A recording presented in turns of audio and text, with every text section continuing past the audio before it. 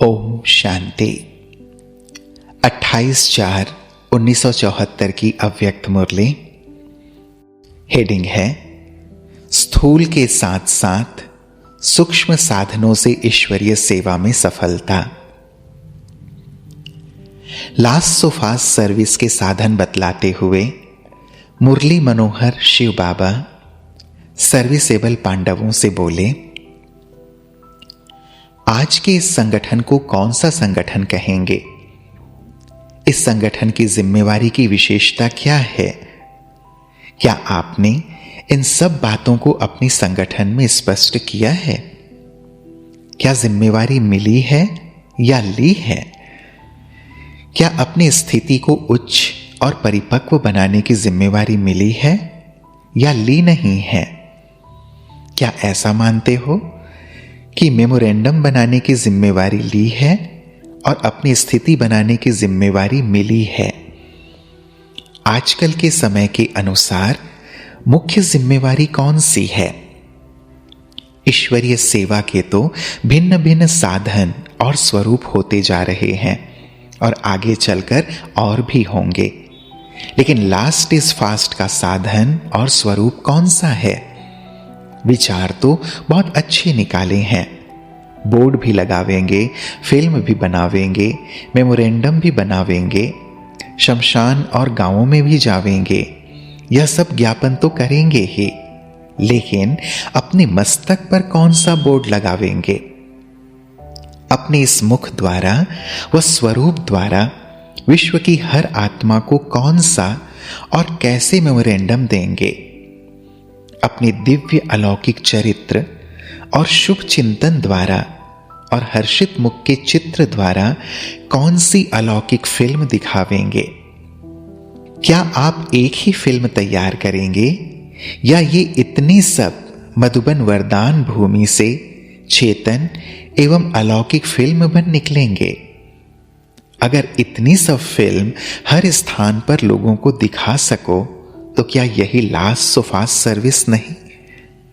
गांव गांव में अथवा हर स्थान में सदा काल की शांति व आनंद का अनुभव एक सेकेंड में अपनी अनुभवी मूर्त द्वारा दिखाओ व कराओ, तो क्या यह कम खर्च बालानशीन सर्विस नहीं? सपूत बच्चों का, सहयोगी बच्चों का और सर्विसेबल बच्चों का हर संकल्प, हर बोल और हर कर्म में यही फर्ज और यही एक सबसे बड़ी जिम्मेवारी है। आप पांडवों का संगठन अथवा निमित्त बनी हुई आत्माओं का संगठन सिर्फ स्थूल सर्विस के साधन इकट्ठे करने या उन्हें प्रैक्टिकल में लाने तक ही नहीं है। स्थूल साधनों के साथ साथ सूक्ष्म साधन और प्लान के साथ साथ प्लेन स्थिति और स्मृति रहे। इन बातों को अपनी जिम्मेवारी समझकर चलना अर्थात कर्म करना है। जो भी यहां बैठे हैं वह सब इन बातों की जिम्मेवारी अपने को निमित्त समझ उठावेंगे तो क्या विहंग मार्ग की सर्विस का रूप नहीं दिखाई देगा? जैसे ईश्वरीय सेवा केंद्रों पर टीचर्स और मुख्य आत्माएं हर कार्य की जिम्मेवारी के लिए निमित्त हैं, वैसे ही क्या आप अपने को इतना जिम्मेवार या निमित्त समझते हो?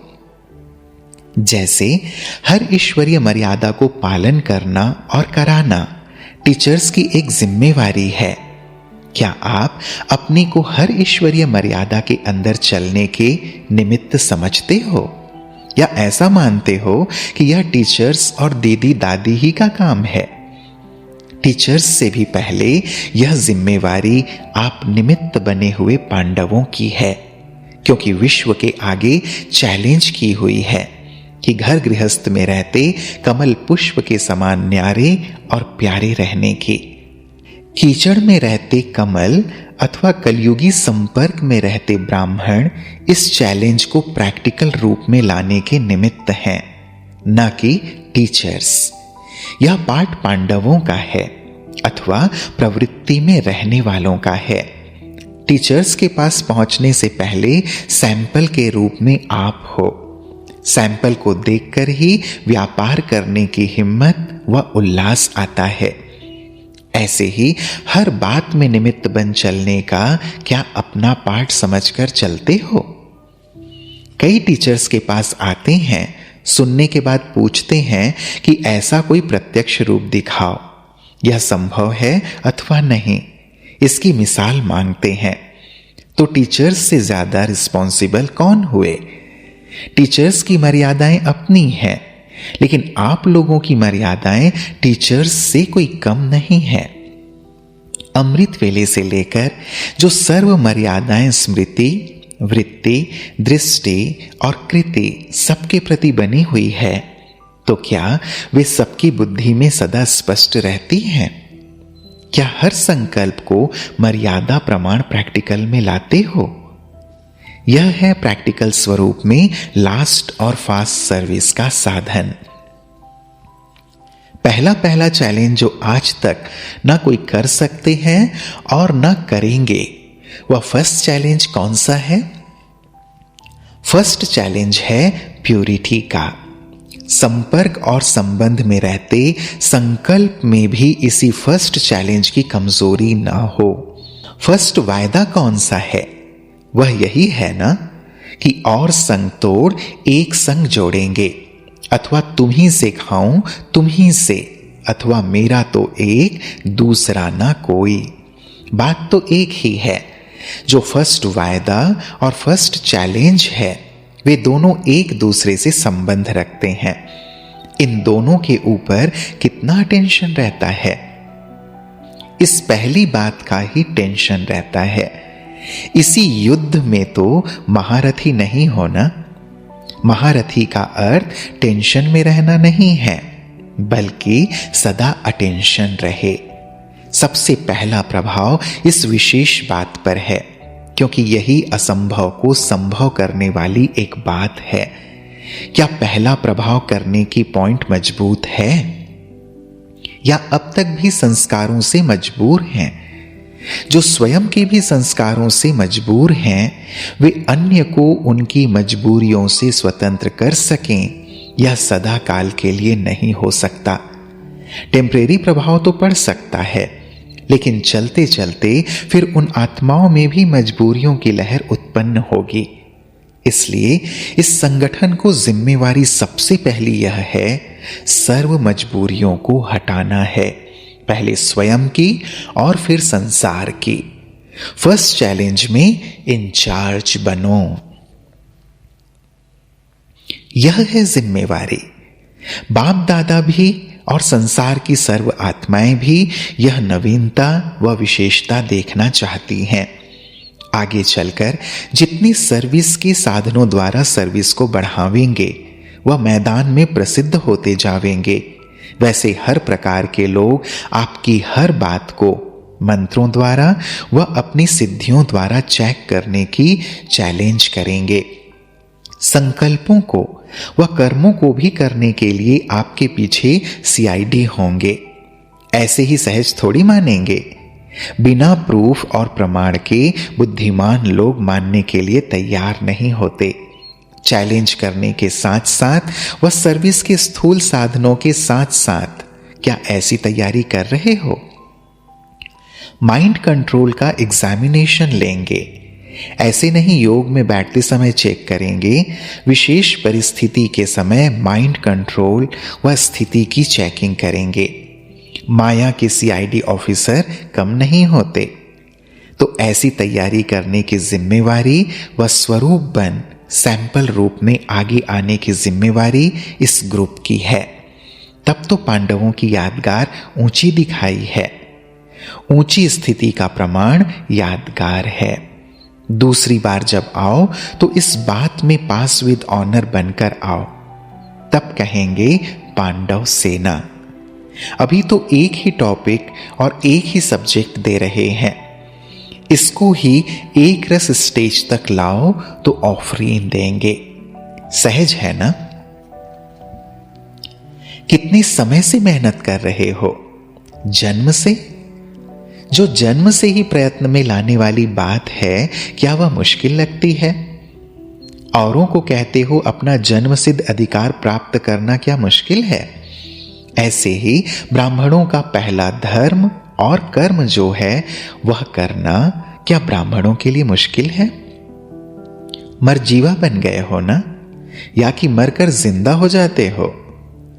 मरना शूद्रपन से है, जीना ब्राह्मणपन में है। यह ब्राह्मणों का अलौकिक जीवन है। ब्राह्मणों को कुछ मुश्किल होता है क्या? ब्राह्मण जीवन के जीदान का आधार कौन सा है? मुरली। पढ़ाई का भी आधार है मुरली। तो जीदान का आधार अच्छी तरह से स्नेह से प्रयत्न में लाते हो, नियम प्रमाण नहीं, लेकिन जीदान का आधार समझ स्नेह रूप में स्वीकार करते हो। जितना स्नेह जीदान से होगा उतना ही स्नेह जीवन दाता से होगा। ऐसा स्नेही अन्य आत्माओं को भी सदा स्नेही व निर्विघ्न बना सकेंगे। अब ऐसे आधार रूप समझ सबके आगे उदाहरण रूप बनो, यह भी जिम्मेवारी है। पांडवों के मुख से चलते फिरते मुरली की रुहरिहान व चर्चा कम सुनाई पड़ती है। गोपियों के मुख से मुरली की चर्चा अधिक सुनने में आती है। क्यों? आपस में ज्ञान की चर्चा करना यह तो ब्राह्मणों का कर्तव्य है।